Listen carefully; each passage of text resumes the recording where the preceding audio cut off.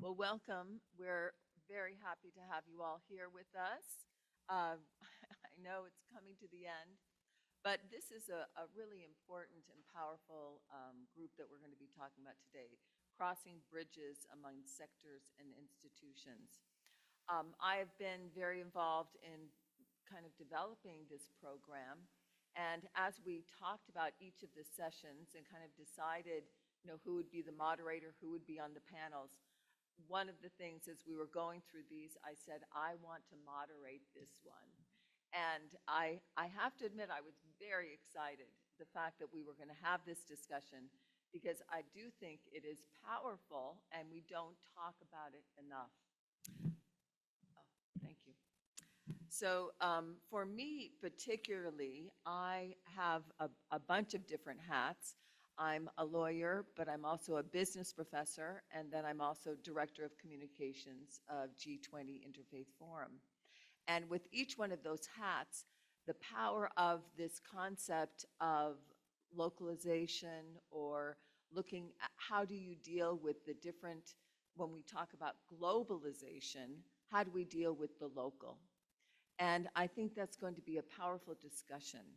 The other thing that I've noticed is the problem with global organizations is that we have grand goals.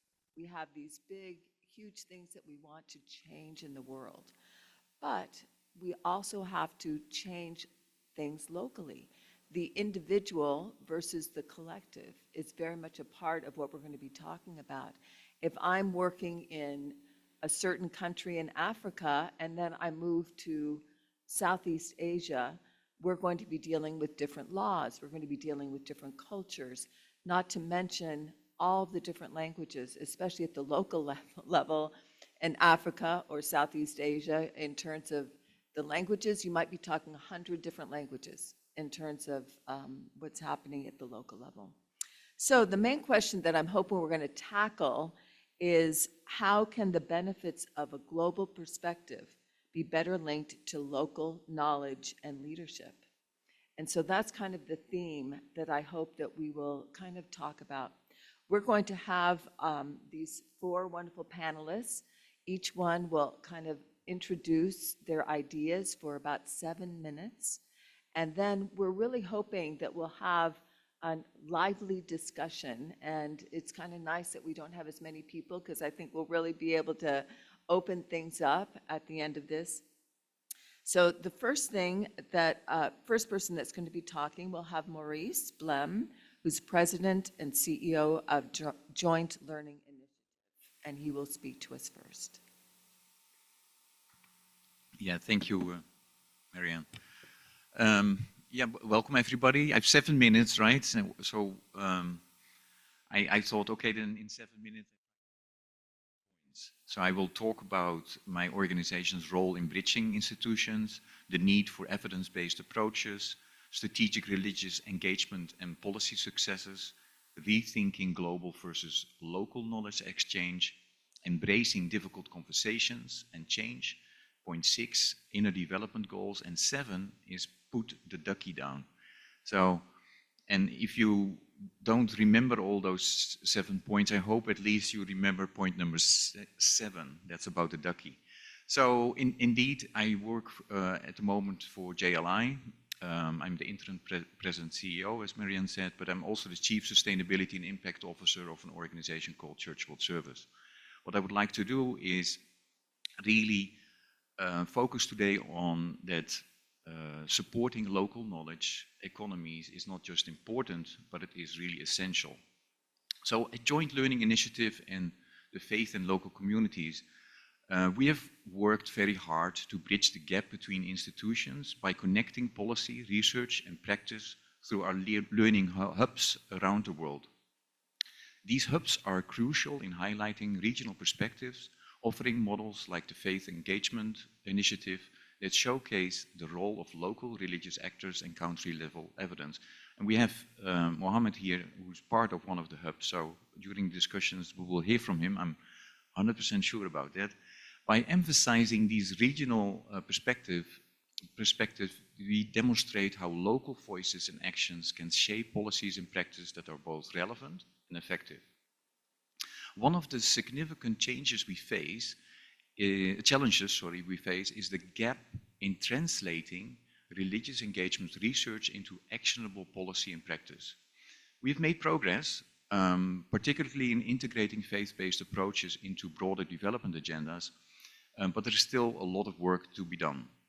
So we must continue to push for evidence-based approaches that ensure religious engagement is not only recognized, but also effectively implemented across various sectors.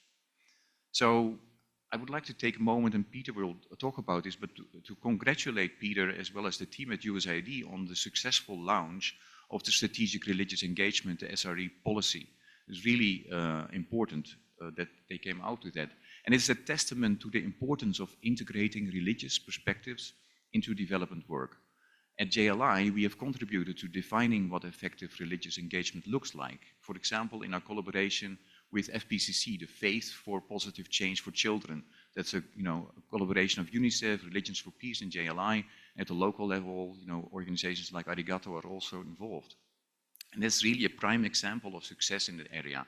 However, it's crucial that we continue to advocate for the integration of religious engagement into programming strategies and work plans of more UN agencies. So, traditionally, global perspectives have been seen as superior, often overshadowing the rich context-specific knowledge that local actors bring to the table. So it's time we challenge this framing. So we try to do that, supporting local knowledge economies, like the JLI regional hubs that's really vital. So because these hubs prioritize local research and actions, which may not always align with global priorities, but are incredibly impactful at the local level. And this raises the question, who defines what is beneficial? Beneficial for whom? So it's essential that global organizations make a concerted effort to engage deeply with local priorities rather than imposing a top-down approach. It is about mutual sharing, mutual learning. So rethinking our approach to localization isn't easy, especially for those of us accustomed to operating within global networks. It requires us to have difficult conversations and embrace change, something that can be uncomfortable, but is necessary. So since 2020, JLI has undergone significant changes. So you need to start with yourself. So we changed the board. It was even before my time, but our board now includes much more local perspectives. We try to move resources directly to local partners. We try to shift decision-making processes, much more led by local partners. And established, as I said, these regional hubs that prioritize new voices. So this shift requires humility, self-reflection, and readiness to change. Even it means that global organizations might become less central to the process. So I'd like to introduce quickly, and I'm not going to explain it further, to look for you at the inner development goals, because I really think that's really helpful within this case, because often we only look at systems and process changes, but we also need to look at the I and the we perspectives, and the inner development goals are touching upon that. And that's something that within JLI we are trying to look at. Last but not least is point number 7. And I think we need to be ready to put the ducky down. And that means to let go of old habits and ways of thinking that no longer serve us in order to embrace the changes needed for real progress. So if you want to know more about the ducky, I can tell you during the discussion. So thank you so much.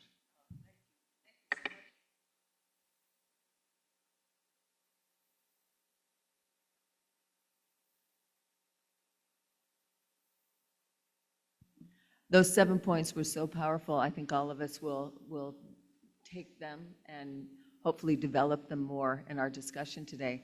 I was especially interested, I'm thinking of the way G20 Interfaith Forum has developed over the last 10 years. And there are definitely many of the points that you made, I have seen that in our organization as well, as we've become more and more local. As I don't know if you've noticed, but we definitely had a strong Brazilian presence from the very beginning as we were organizing this event. And I think that has become much more important as we deal with the G20 specifically that we become more involved. I know if you notice, South Africa has been involved with this because we're looking forward to that next year. Our next speaker will be Peter Mandaville, who's the Senior Advisor for Faith Engagement at the United States Agency for Internal Development, or USAID. Peter. Thank you very much, Marianna, and still good morning, good afternoon, exactly right now, to all of you. So grateful for the opportunity to be part of this important conversation.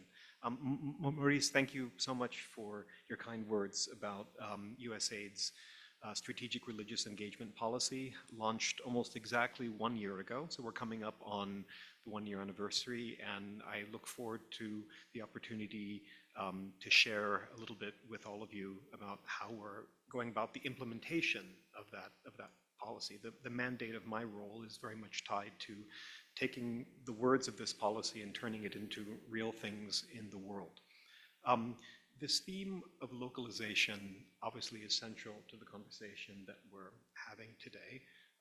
The idea of locally led development, of course, is not new. This is something we've been talking about in various forms since the 1990s.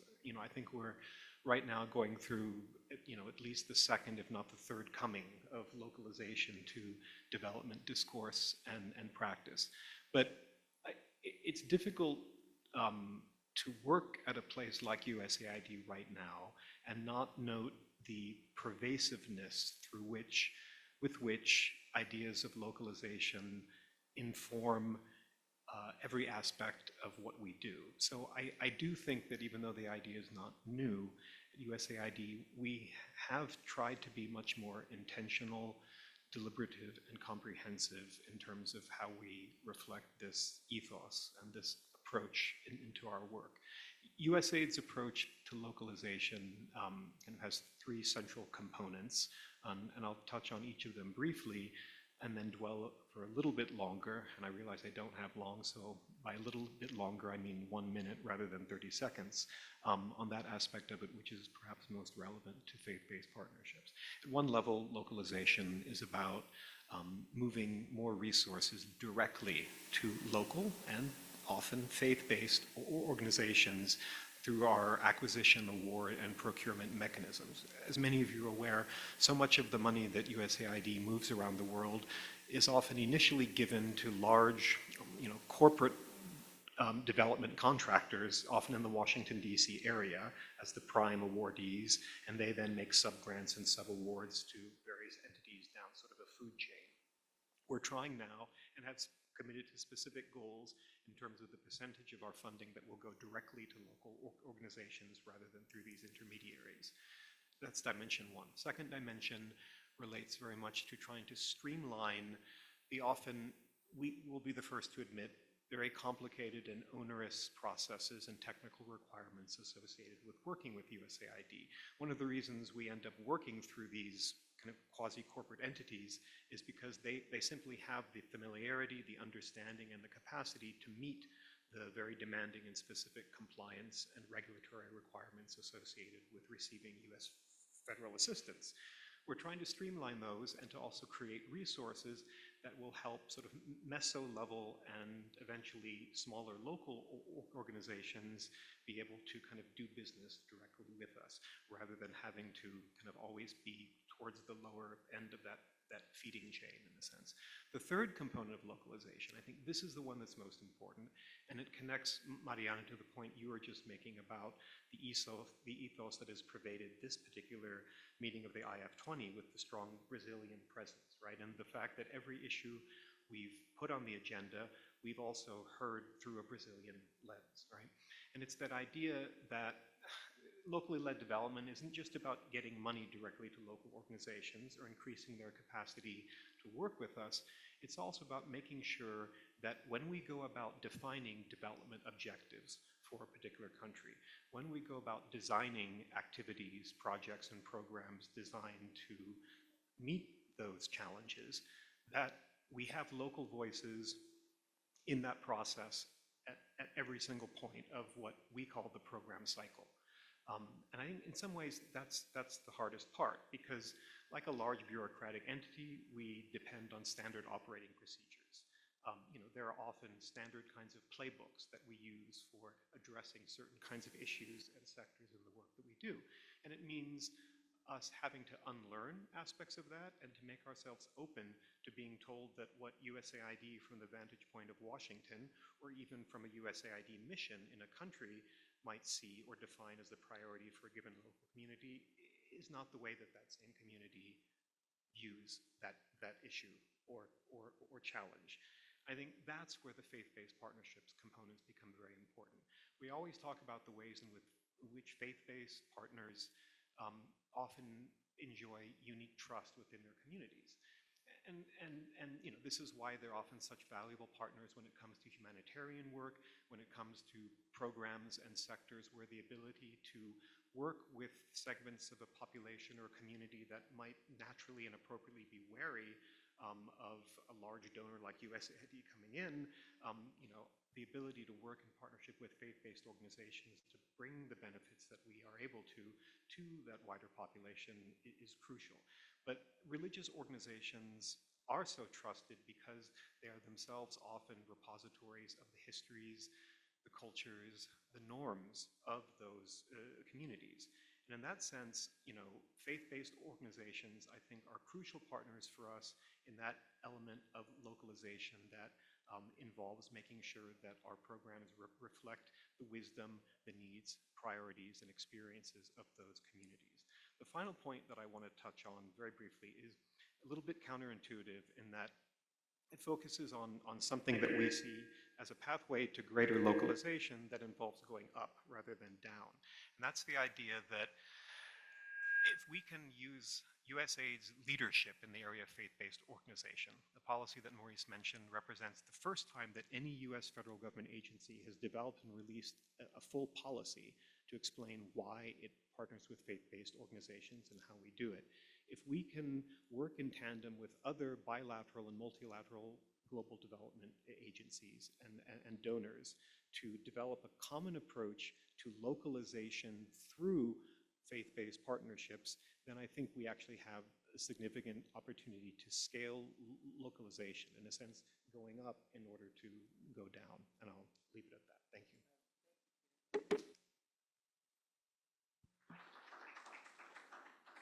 Peter, I really enjoyed your comments. Matter of fact, I do have two things for you to think about because I want you to answer them later. A couple of comments that have happened in other panels, one specifically on religion and corruption, that I found very interesting was this idea of religions have a hard time oftentimes taking care of the business and the forms.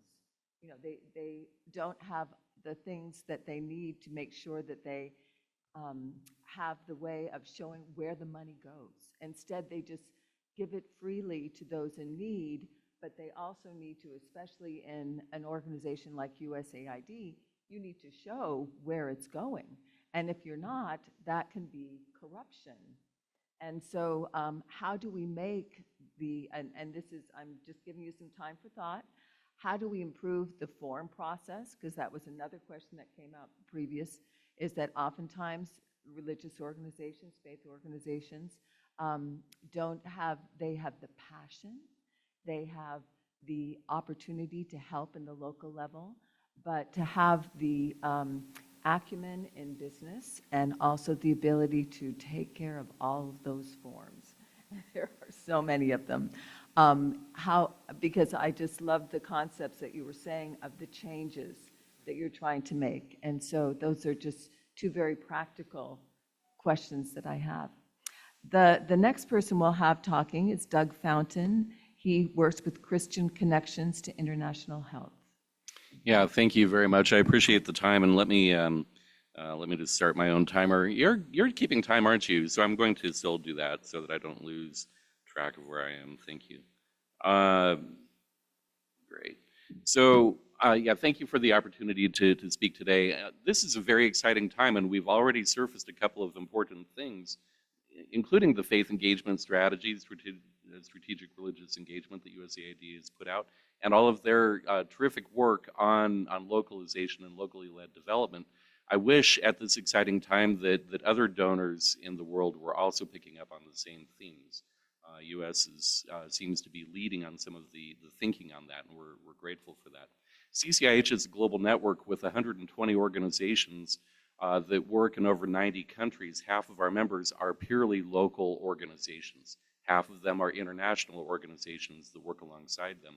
And we work on USAID and Gates and other major funded programs. For instance, we're the faith engagement team for the USAID's Momentum Country and Global Leadership.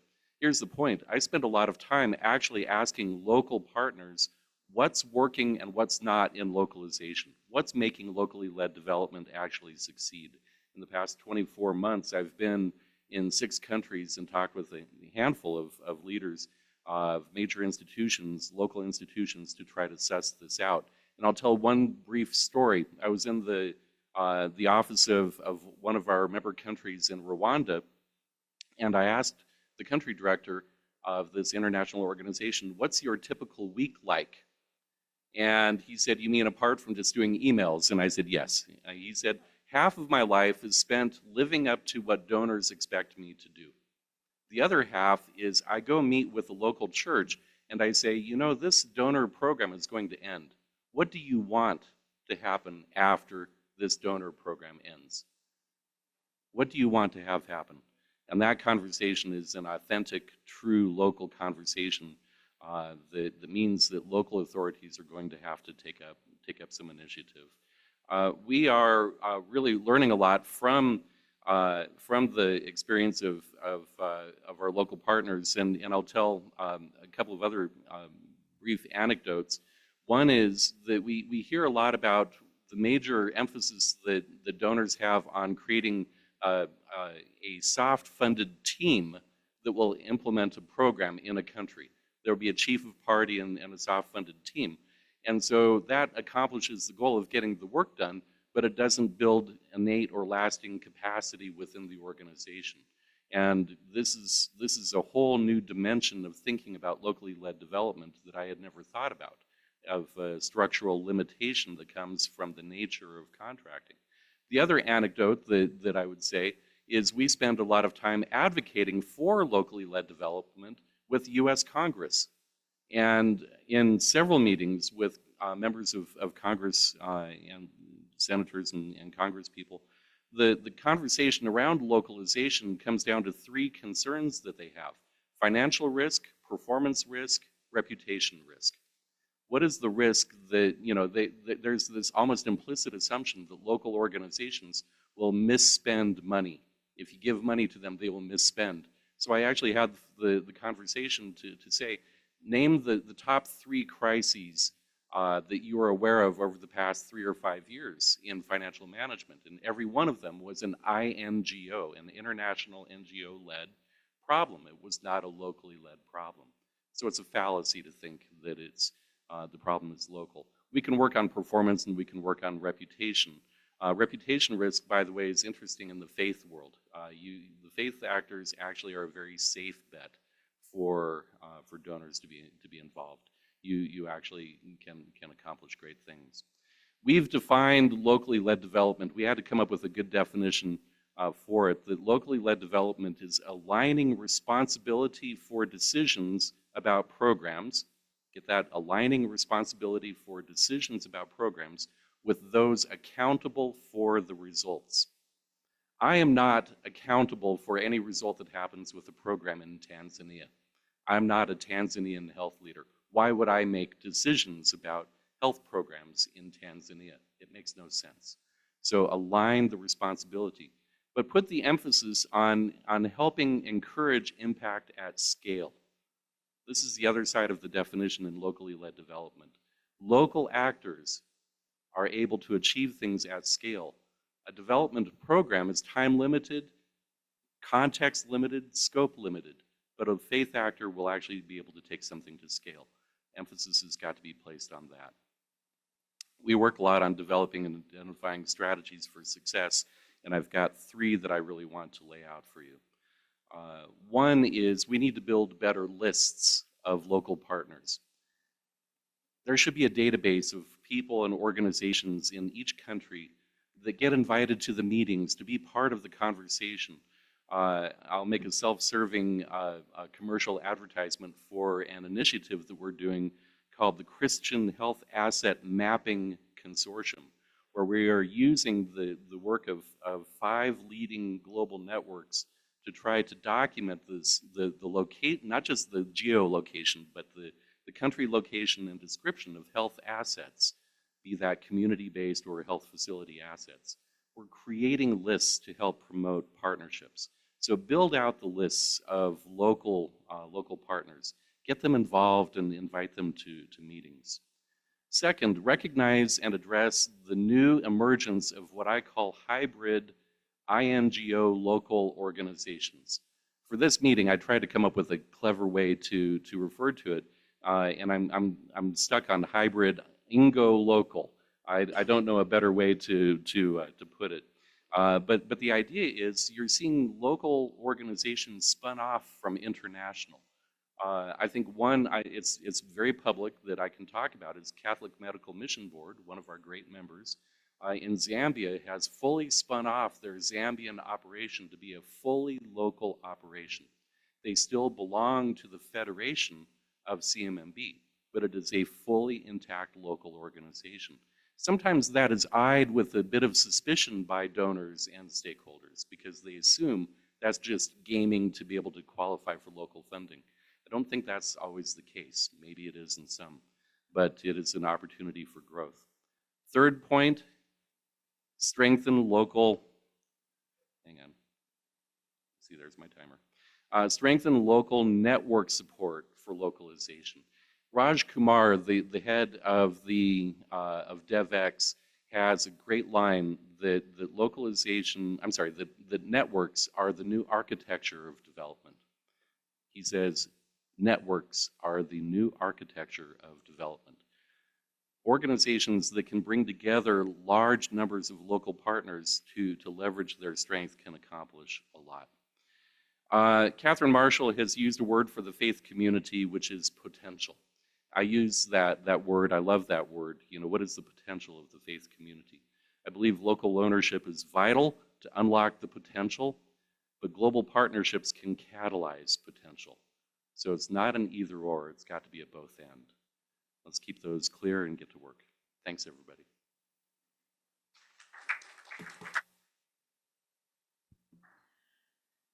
Doug, those were amazing points. You know, it reminded me something that I really feel strongly that we did as a G20 Interfaith Forum, this idea of the networks, of the global networks that we need to bring together. And you talked very practically about doing some kind of a local list that all of us can come to and get to. We were talking about the importance of the refugee problem that is happening. And so one thing that we did do as an IF20 is we got together all of the major global refugee organizations. There are about 50 that we got together in New York City during UNGA. And it was fascinating because it was the first time they really had a meeting like this, where it was just in a boardroom, and they started talking about different problems and different refugee issues, and they said, you know, we have, you know, this resource here, and another person would say, well, I need that resource, and they would say, great, we can help you. And oftentimes what happens is, people have resources, people have different people that they can use, and yet because they don't talk to each other as a global network, that oftentimes what happens is those resources go to waste, and how important it would be to have more interconnection from a global perspective, and yet still the local is also important as well. Our last speaker will be Judd Birdsall, who is Assistant Professor of the Practice, Georgetown University, Transatlantic Policy, Network Religion and Diplomacy. Thank you, Jen. Well, thank you. It's a pleasure to be here. In the last plenary session, Catherine Marshall brought in the final speaker by saying, last but certainly not least. But in this case, last is certainly least. My background is in diplomacy and foreign policy, so I'm a bit of the odd man out here. my background is not in development. So hopefully I'll say a few things that are in the sort of ballpark of relevance to those who are in the religion and development space. In general, I find that I often envy the development space because it tends to be farther ahead of the diplomatic space when it comes to understanding and engaging religion. For development practitioners, there's, I think, much more of an obvious practical necessity of understanding and engaging religious communities. Too often diplomats can still kind of cloister themselves in spaces where they can just talk at the political level, the economic level, military level, and sequester to the sidelines religious actors, religious dimensions, religious issues, and so on. When I was serving in the Obama administration, at the State Department, I brought together a group of colleagues, and we called ourselves the Religion and Global Affairs Forum. And then we went over to USAID, thinking we'd bring them into our effort. We went over there and found they already had a well-established task force on these issues, already had the office that Peter now leads, which was established in 2002, more than a decade before the State Department created a similar sort of institutional mechanism. And you see that general pattern repeated in lots of governments around the world, where the development side, because of this practical necessity, tends to be ahead of the diplomatic side of the house when it comes to understanding and engaging religion. But to help on the diplomatic side, Peter has been a pioneer in this space of fostering mutual learning and collaboration among diplomats who want to get better, want to get smarter, want to get more active as it comes to religion and international affairs. He co-founded this Transatlantic Policy Network on Religion and Diplomacy, another organization with a mouthful of a name, TPNRD for sort of short. And I've had the privilege of working alongside him for the past decade or so in that effort, bringing together officials in foreign ministries who are the point people for their ministries on matters related to religion, both in North America and in Europe, fostering that learning, that collaboration, connecting them with religious groups, NGOs, academics, fostering, hosting events for them, commissioning policy briefs, creating a website, all that sort of stuff to further equip them and by extension their foreign ministries to just get better, get smarter as it relates to religion. Some of the challenges that we face as a network, I think are largely would overlap with those faced by development agencies and large development NGOs. Doug already mentioned some risks and challenges. Let me just add to that list perhaps. Secular bureaucracies with secular blind spots or secular biases, perhaps not hostile to religion, but a bit indifferent to it or inattentive to it, apprehensive of it, not investing the sort of time and resources necessary to get smarter on religion, as it were. The disconnect between the field and headquarters.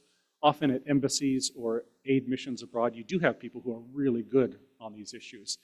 They may or may not be personally religious themselves.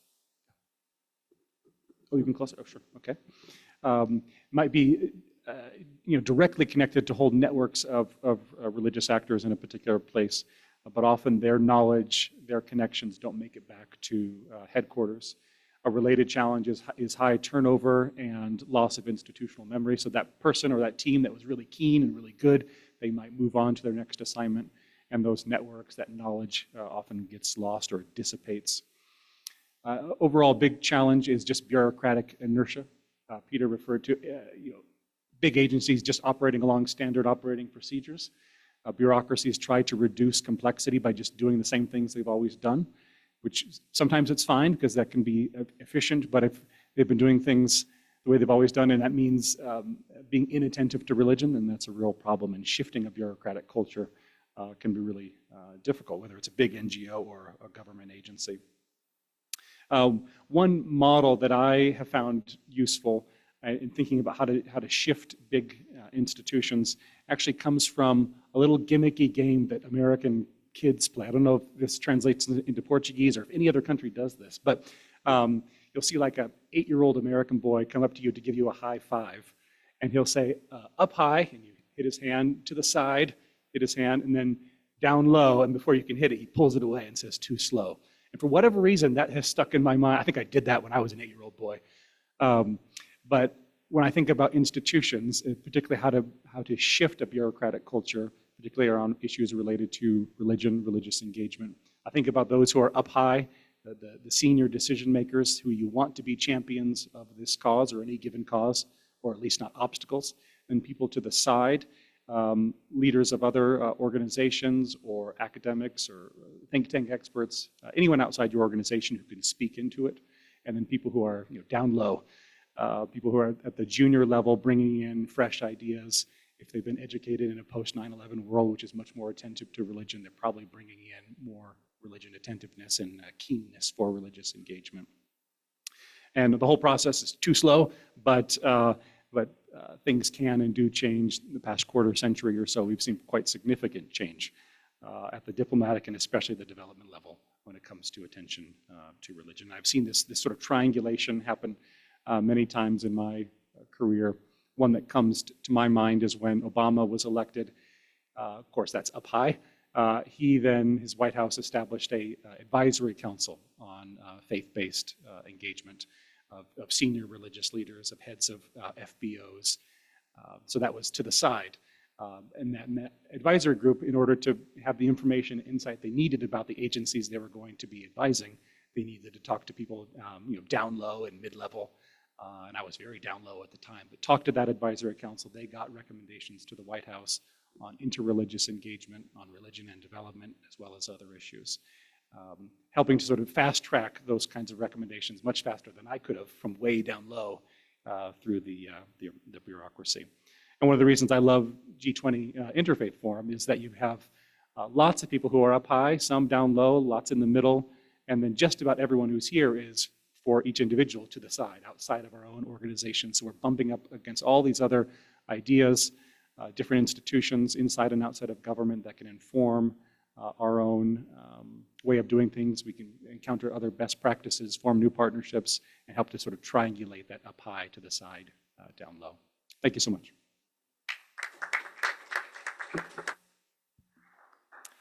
Thank you so much, Judd. And I especially liked your comment that was so important about the development space versus the diplomatic space. And how do we bring those two together? Because we have to, in terms of money, in terms of resources, in terms of actually taking, head on some of these main problems that we need to. Well, I would like to open it up for discussion on the floor. I see we already have a couple of questions. I would like to do it a little bit differently. I think we're going to take one question at a time rather than doing a whole bunch. I just find that when that happens, it's hard to really, go into one. And we don't have that many people here. So let's start in the front, if we can get right here. And then we'll just go back. I think we'll have enough time for everybody. 1 second. Go ahead. Good afternoon. My name is Gabriela. I'm from Uruguay. I belong to the Church of Jesus Christ of Latter-day Saints, but also work as a voluntary for the Jesuit Service for Migrants in Uruguay. Yeah. And I am also writing a thesis for my master regarding refugees, the settlement of refugees in Uruguay. And that's for that way is coming my question. Can you tell us any of the organizations that spoke today about some experience you have had or are currently having related to refugee situations in this context of crossing bridges among sectors and institutions and crossing bridges between humanitarian assistance and development assistance? Thank you. Great question. Who would like to tackle that? That's a big tackle. That'd be great. Thanks, Judd. Yeah, thank you. What a complex question, and there are going to be people in the room with more experience than me. Before coming on board at CCIH, I was on the executive team with an NGO that specialized in refugee healthcare and healthcare for internally displaced persons in a number of contexts. And the experience there was remarkable because even though we were an international organization, the feel on the ground was very local for the reason that you had to have strong relationships with the local government. I'll take the example of Uganda. Uganda is host right now to 1.3, 1.4 million refugees from 14 countries, including one from France, by the way, which is funny. but 14 countries. And so Uganda, their Ministry of Foreign Affairs is very concerned about what's the nature of the service that's provided. And there are local entities that can provide some services, but they counted on the international partnerships that we could leverage for that. It took a lot of work with the local authorities, the district health offices, the local health centers. We had to have local staff who had very close local relationships. Note the word local kept coming up. One of the benefits of the international partnership was that we could leverage about 20% in additional funding beyond what UNHCR or State Department were able to provide for that. But there was just such an emphasis on strong local relationships, and all of our staff were local, all of our healthcare providers were local. That's just my experience on that. I don't know if that gets to what you're asking about, though. Okay. Any other thoughts about refugees? Thank you, Maurice. Ja, en mensen die mij al vaker hebben gezien hebben met spreken weten waarom ik altijd Nederlands begin te praten. Is er iemand die mij kan volgen op dit moment? So the point is, I was just talking Dutch. So, you know, when you work with refugees, you could get into situations that you're not prepared for, and the system was not developed. I don't think we have a translator available that, you know, just translated what I said. So, you know, so that's an important point. My organization, Church World Service, I am here with two hats, with JLI as well as Church World Service, is one of the refugee resettlement agencies in the US. So, you know, when refugees arrive in the US, we try to provide them with, help them with work, finding work, etc., etc. So, what is very helpful for us is when refugees arrive in the US and they have been prepared already, you know, in the country where they came from very often, is that we work with our local churches, with local communities. And, you know, that gives us, that is really helpful in helping refugees finding their way very quickly in a strange, you know, a foreign country. So that's maybe an example of you know, first of all, be aware of, you know, different perspectives. It can be language, but can also be, you know, particular context. And then look what you have. And for Church World Service, that is, we have our local grassroots connections that can help us with the activities we do, in this case in the US.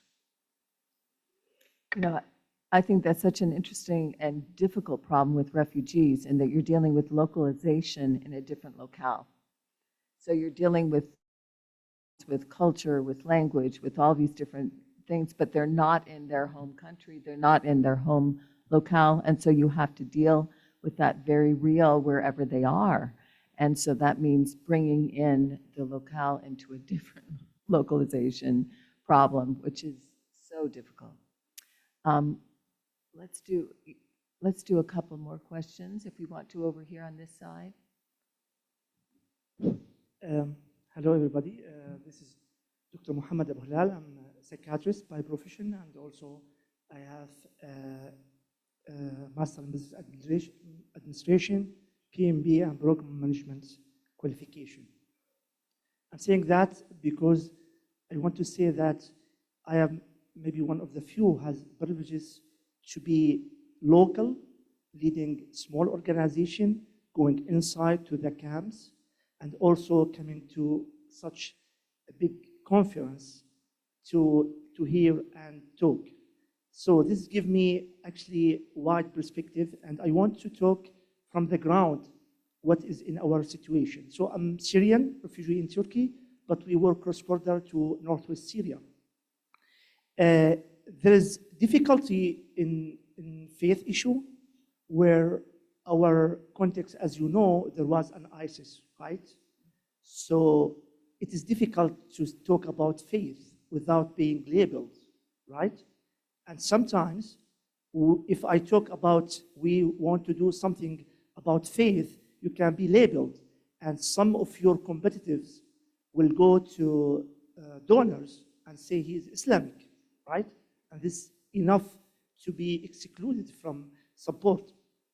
And unfortunately, there's no way to hold donors or NGOs accountable. There's no accountability in a situation like local situation. You send an email and you get an answer after 2 years. Another agency after 1 year, and they say, sorry, we don't have human resources to investigate. So, and by that way, you see how much money is being wasted. A lot of dollars, millions of dollars, and then when you get some money to do projects, they come to ask you about every dollar. How did you spend it, right? And instead of focusing on creating value, you are spending your time writing reports, right? And trying to be compatible with what donors want. The other thing is the humbleness. Unfortunately, sometimes you appoint people who are responsible for sectors who are less experienced than local experts. And then they dictate what we should do. So at least you need to value the local expertise, right? And give them the say. But this is not the case. And again, how can we hold them accountable? There's no accountability. So this is actually what is happening in situation like I'm living. Talking about localization. So now there's a discourse about localization in my context, but how they will do it? They will hand it to the big Syrian organization who has spent more 12 years working with INGO and take all the mentality of them, and they become more royal than the king, actually. So it is not real localization, and you still exclude faith actors. And here comes our relation with our lovely partner, JLI, actually. Although, I mean, the support was maybe comparatively less, but what they share is humbleness, real empowerment, actually. And they give us the space to work and do our opinions. So we feel grateful, actually, to this localization. And I was working in faith and faith adaptation to mental health, but I was not able to advertise about that. But when then JLI came, I started to say, okay, we are partner with an American organization or international organization, so I be safe, actually, from labeling me. So this is just, I mean, an idea about how things go. So thank you for them. And even when we stop funding, we are continuing working with them. They introduced us to PART, and I am, with their thanks for them, I am here. So all of that is more valuable. I can now talk about what is local situation are, which is sometimes filtered when you rely on the reports that are coming from bottom up. Okay? So I will end with saying that we need to empower faith communities, not only with money, but also with definitions of things, knowledge, decision-making, and evaluation. And I have maybe a suggestion that don't give them money to implement projects, but can you empower them to be able to help or to monitor and evaluate the project that is being implemented? In this way, they can actually give you maybe a better picture because they are known in the community, right? And they don't have any pressure not to give what is the reality is. So this is my suggestion, and thank you very much for listening to my comment. Thank you. Thank you. Thank you so much. A great compliment to JLI. That was wonderful. It would be nice, Peter or Judd, if you would like to also. Okay, Peter, would you like to? No, thank you very much for sharing these experiences and these suggestions. There are two aspects that you touched on that I'd like to respond to. Not least of all because one of them is increasingly becoming a major priority for me in this role, which is to address a challenge that has been with us since the years following 9/11, whereby the capacity of faith-based, and particularly Muslim faith-based charities and philanthropic organizations to do crucial humanitarian work around the world is severely constrained by a policy and legal environment that makes it very difficult for them to do their work. You've touched on some of the reasons for this: suspicions, the ease with which their competitors can portray them in certain ways, but also, frankly, very practical things like their ability to get access to financial platforms, banking, to move money around because of the legacies of 9/11 related to concerns about terrorist financing. This is an issue that we need to pause, come together with the right group of stakeholders and address, because it has become one of the greatest structural constraints that we have in the world today in meeting some of the largest humanitarian challenges. The number of humanitarian crises and emergencies in Muslim-majority parts of the world is one part of it, but there's also been enormous shifts in the culture and practices of Muslim charity and philanthropy, which means that you have enormous resources, a capital base that is unprecedented in terms of the resources that are available, but we have this problem in the middle that makes it impossible for these resources to reach those people. I'm happy to say that as part of a national strategy on Islamophobia that the White House will be rolling out in the coming weeks, we hope, there is now beginning a conversation with a range of US government agencies, such as the Department of Treasury. I'm happy to say that USAID is part of it, the Department of Justice, as well as other stakeholders outside, to think systematically about how we can address this problem. So I hear you on this, and this is absolutely something that we need to do a bit better job in addressing. There's another issue you raised, but in the interest of time, I can follow up with you after the discussion.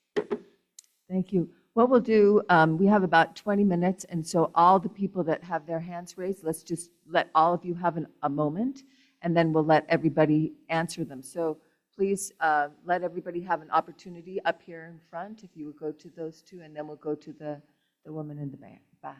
I would like to speak in Portuguese. Is possible? Mm-hmm. Yeah, we have. Minha instituição, começou há 40 anos atrás com apoio do Unicef.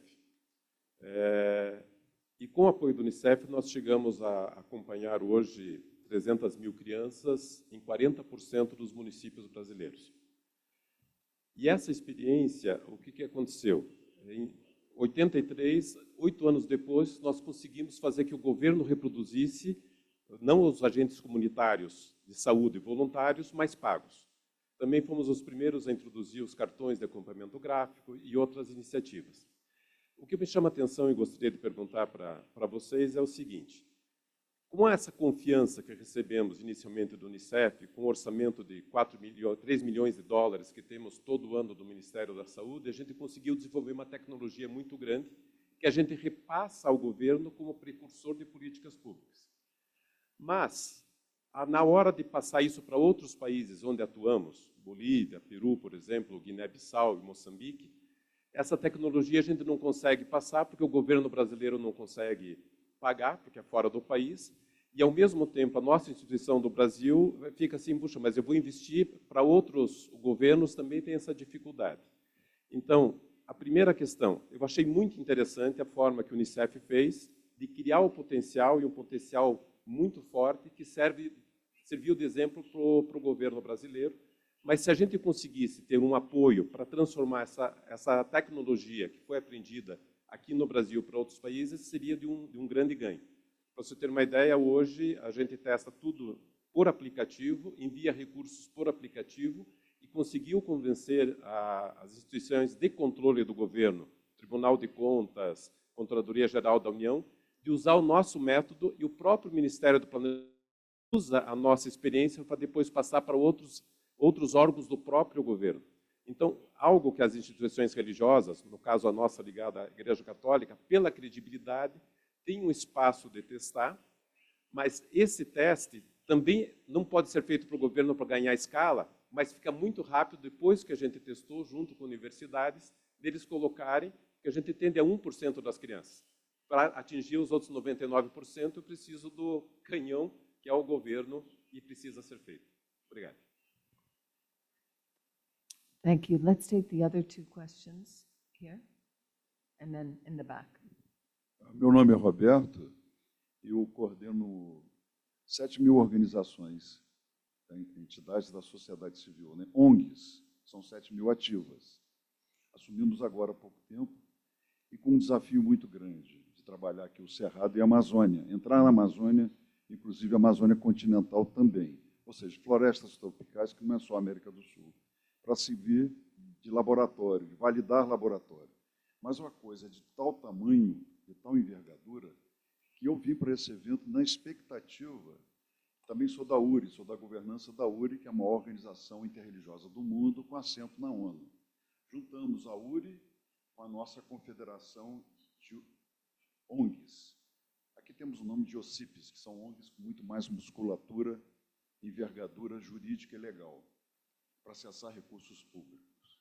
Mas a nossa expectativa é a mesma do nosso irmão aqui, porque a gente não quer trabalhar só na lógica do governo, porque governos passam e nós precisamos continuar.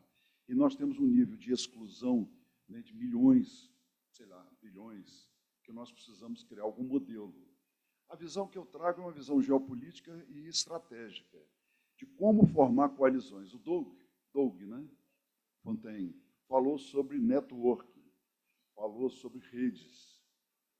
Como estruturar e suportar essas redes, já que nós temos esse desafio de entrar por dentro da Amazônia na questão das florestas tropicais, organizando essas bases de indígenas, capacitando, organizando e empoderando, não sei se existe essa palavra em inglês, empowering, porque a nossa preocupação é isso, né?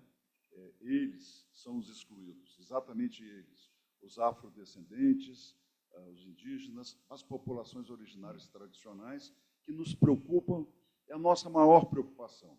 Então, eu vim para esse evento muito esperançoso. E o que eu tenho ouvido aqui, de todos vocês que têm nos falado, me aumentou a esperança, né? Eu estou até emocionado, porque eu estou muito preocupado com isso. Nós que estamos liderando esse processo, com esse desafio, um mega desafio, nós estamos realmente... Nós estávamos administrando a escassez, aí, de repente, agora, entramos num programa muito grande, e agora nós vamos ter o desafio de fazer gestão. Mas, sim, esse governo é suscetível a isso, está sendo permeável a isso. Não sabemos como se o próximo vai ser. E nós temos que ter sustentabilidade permanente. Então, como é que a gente pode montar uma coalizão com organizações, com ONGs nossas, a partir desse case, grande case, que tem a ver totalmente com as mudanças climáticas, e a Amazônia continental, não é só a brasileira, é a continental, e os países de florestas tropicais. O nosso presidente Lula fala no 4º bloco econômico mundial, mas nós precisamos, a partir da base, nós queremos construir na base para aí sim tomarmos iniciativas do seu ponto de vista geopolítico e estratégico. Então, na verdade, eu estou assim, lavando a alma de vir aqui falar isso para vocês, para ver como é que nós podemos nos juntar, nos cooperar, né? Menos competição e muito mais cooperação. Muito obrigado. Thank you so much. And let's go to this final question here in the back. Hi, thanks for a really engaging panel. It's really been great to hear your different experiences. My name is Andrea Kaufman. I work with World Vision International. And I think my fundamental question even goes back to this, the kind of the framing, crossing bridges across sectors and institutions. And I think we really need to take a step back and talk about the power dynamics. Who's building the bridge? Who's setting the table? What table are we looking at? I think this is building on Dr. Mohammed's great intervention, just thinking through huge strides have been made in the last decade in terms of things like USAID's strategic religious engagement strategy. We see donors around the world making similar statements, understanding and trying to engage local faith actors in more meaningful ways. However, like the rules of the game, the final decisions, like who's driving the agendas, still very much set by global capitals, people with the money, and if we really want to see a locally led development, sometimes I think we almost need to start over, you know, and like another form or a different form or a slightly less complex form isn't going to address some of those behind the scenes dynamics. And so I'd love to hear from you all where you're seeing some of those more innovative partnerships, relationships, where we're building a new bridge together with the different stakeholders versus, you know, kind of standing over here and calling the local faith actors to learn our language, to come to our table, to cross our bridge with all the different challenges that might be along the way. Thank you so much, Andrea. I think what we'll do is we'll give everybody 3 minutes to kind of do a final statement, you know, dealing with many of these issues that have been brought up. We'll start with Judd and just go to Maurice and then Peter and then finally Doug to be able to kind of talk about these issues and then a final statement. Thank you. All good questions and also questions that stem from so much wonderful practical work that you're doing in your respective fields. The other 3 panelists are much better positioned to tackle all of those questions, but just one thing that sprang to my mind, particularly in response to your question or your concern, your frustration about the disadvantage that faith-based organizations can have, perhaps particularly Islamic organizations can have. And Peter touched on this a bit, but in terms of my sort of work in the policy world, it reminded me of how much work there still is to be done shifting the culture of policymakers and of development agencies so they don't look with suspicion on you from the get-go because of a religious or particularly Islamic nature of the organization. So many anecdotes kind of came back to my mind, unpleasant ones, of fighting these battles within the bureaucracy. One that comes to mind was we had a roundtable discussion with someone from Afghanistan who was doing some really interesting, very dangerous work engaging local communities in Afghanistan. I don't remember all the details of it, but he was, you know, in these particular Afghan villages using mosques as a place to gather people for the purpose of, you know, it was in a sense a totally secular program. In a sense, it had secular ends to it, things the U.S. government could get behind. But there were lawyers from the State Department who were very upset that they were meeting in mosques as kind of the only sensible, large enough place to actually gather the village. And to my horror, during this meeting, one of these State Department lawyers reached into his coat pocket and pulled out a pocket version of the U.S. Constitution and literally wagged it in the face of the Afghan partner. Incredibly rude, incredibly condescending, and incredibly unnecessary. Thankfully, that lawyer left the meeting early, and the rest of us around the table said, forget about that guy. We totally support you. There's nothing that you're doing that is you know, illegal or unconstitutional or violating church-state separation in the United States, that sort of thing. But you still see that sort of thing happening way too much, where there's this built-in initial suspicion of religion, I think particularly Islam, that religion is inherently kind of problematic, dangerous, perhaps violent, and so there needs to be so much more training and sensitization so that, again, people on the funding side, on the decision-maker side, don't have that suspicion or rudeness from the get-go. Thank you for your work and for raising that concern. Maurice? I will try to capture all your questions in my answer. First of all, I think, you know, if you are working as a network or as an organization, you should not be too worried about, you know, do we have the perfect structure? Anyway, nowadays organizations that are doing well you can compare much more with an octopus. And each arm of the octopus has its own brain. And they work on finding prey, etc., independently. But of course, the whole octopus, all those arms ultimately are needed to go in the direction where the octopus needs to go. So I also think in terms of your organization, you need to think about that. Then I would like to close with my point number 7, and that is put the ducky down. Because I realize that maybe not everybody is familiar with Sesame Street. But I grew up with Sesame Street, and my favorite character was Ernie. And Ernie always walked around with his ducky. And one day Ernie wanted to learn how to play the saxophone. And so, he tried and tried, and then the saxophone player who was trying to teach him said, the way you play the saxophone, it sounds terrible because you are holding on to your ducky. And you need two hands to play the saxophone. So then, finally, Ernie decided to put the ducky down, and he could learn how to play the saxophone. So I really think in terms of localization, it is about behavior change. You need to let some certain things go. And that's also for, taking care of our world at the end of the day. So. Thank you. What a great analogy. I love that. Peter? Yeah, thank you all for these questions. There's so much that I want to respond to, and I realize our time is limited. Marianna, you had asked me to think about religion and corruption. May I reframe it a little bit more as religion and fiscal accountability? Yes. Just because, with any local organization, faith-based or otherwise, this is a challenge that we face. Whether it's a challenge of just capacity to conform to accounting requirements and things like this.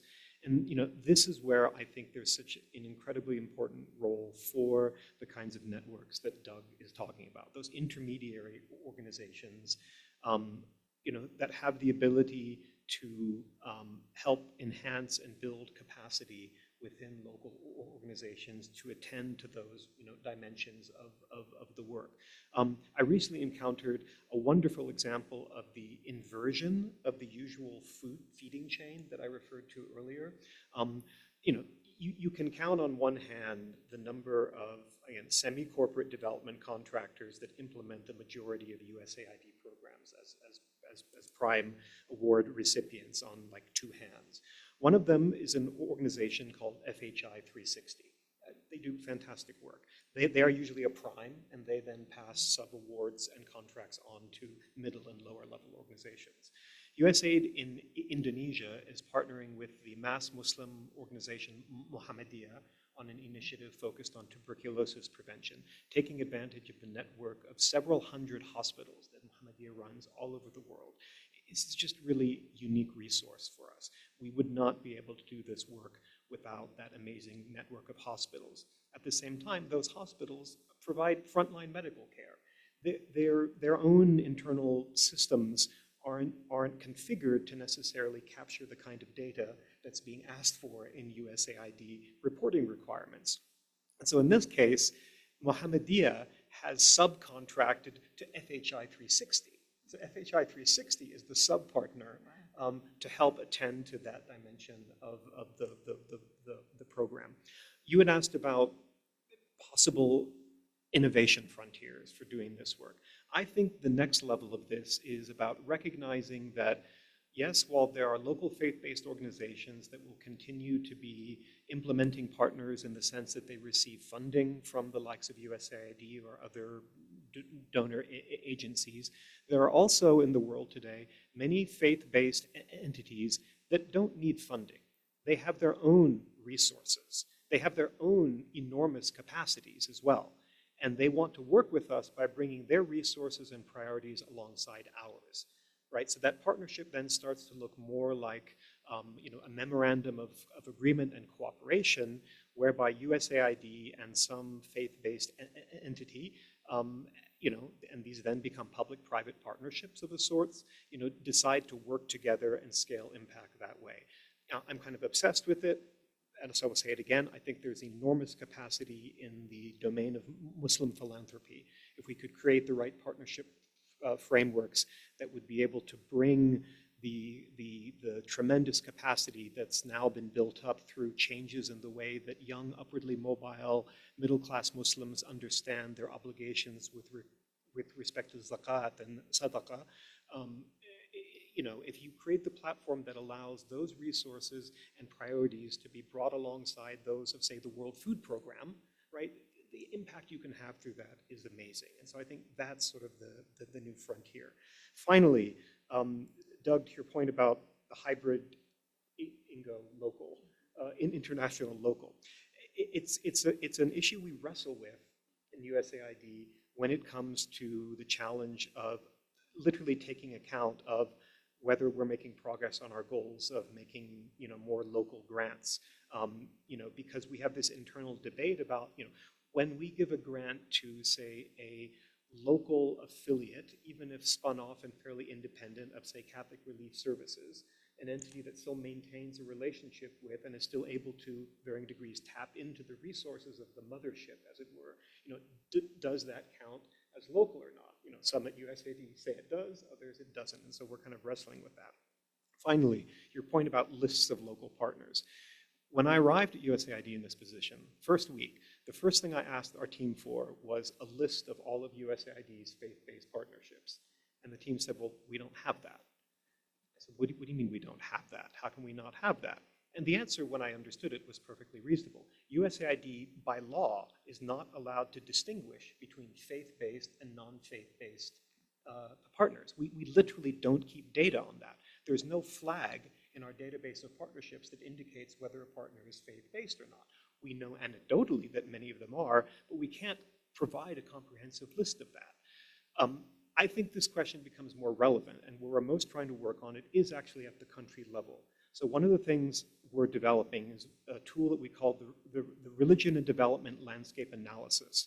And its purpose is to create an analytical portrait of what the religious sector in a given country looks like, and then to crosswalk it with USAID's strategic plan for that country, to better understand who the relevant entities are within the faith sector and how their areas of focus and capacities intersect with the development objectives that USAID has in that country, so that we can just think more holistically about the range of potential partnerships and fill gaps in our ability to make sure that our outreach to local civil society is as comprehensive as possible. Thank you.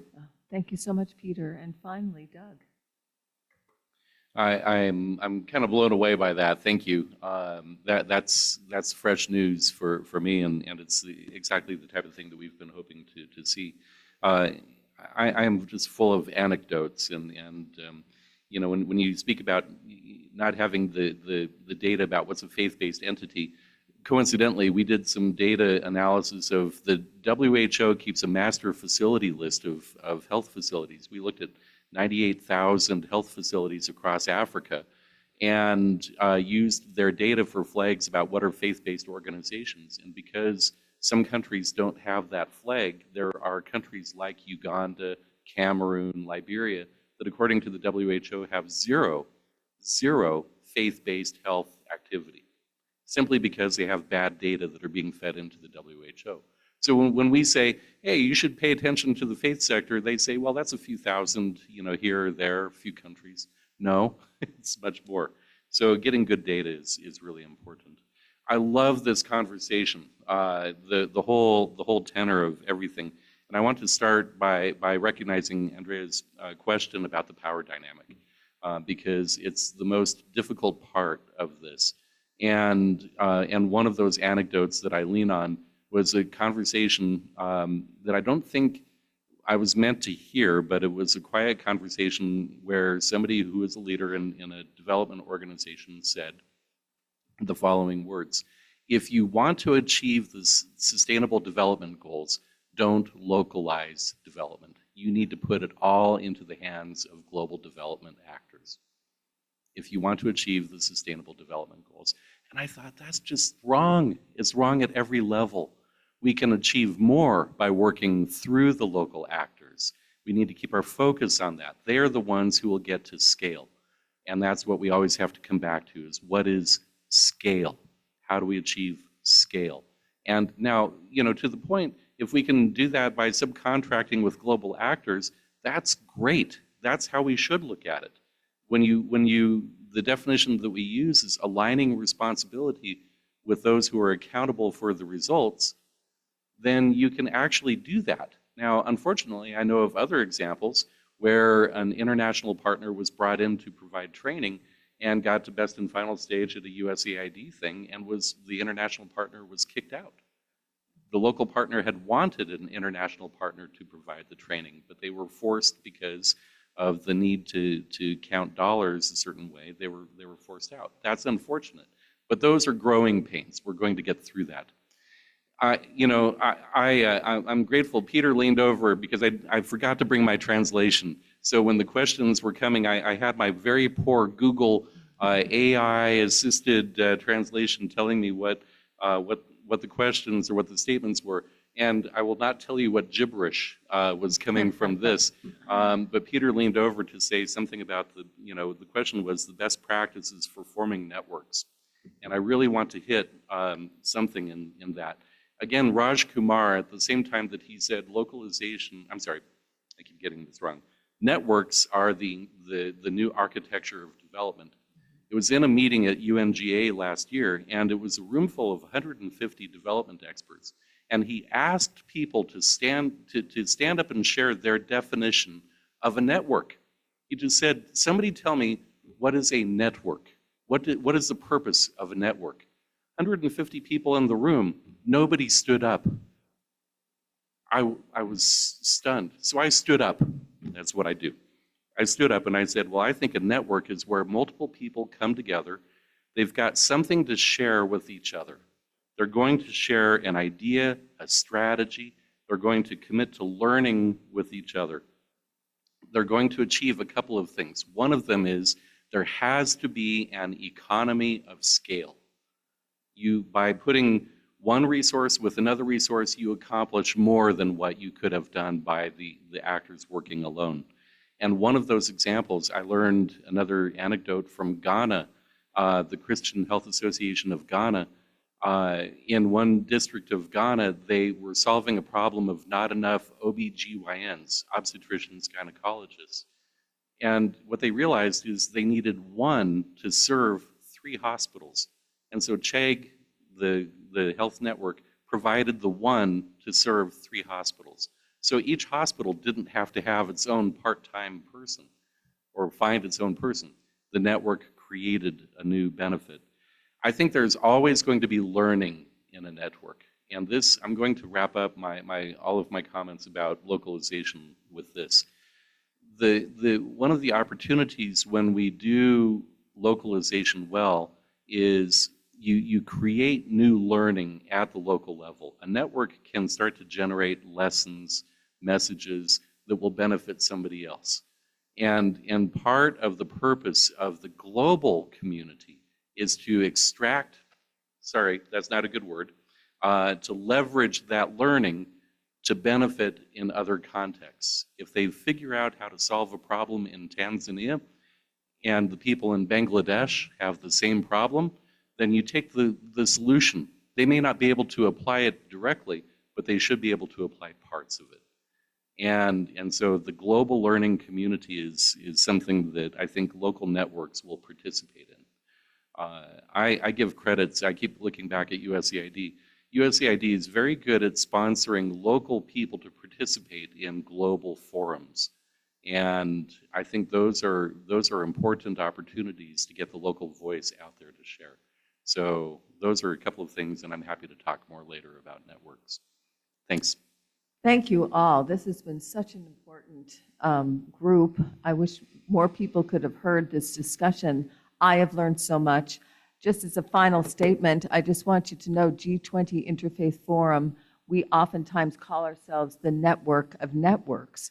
And one of the main purposes of this forum and also the other things that we do throughout the year is to try to bring people together at the local level, but also at the global level. And one of the main reasons why we do that is to bring faith and policy together so that we can make a change developmentally. And so I really appreciated all of the thoughts here. We talked a lot about problems, but hopefully we also got to some conclusions as well. So thank you for being here.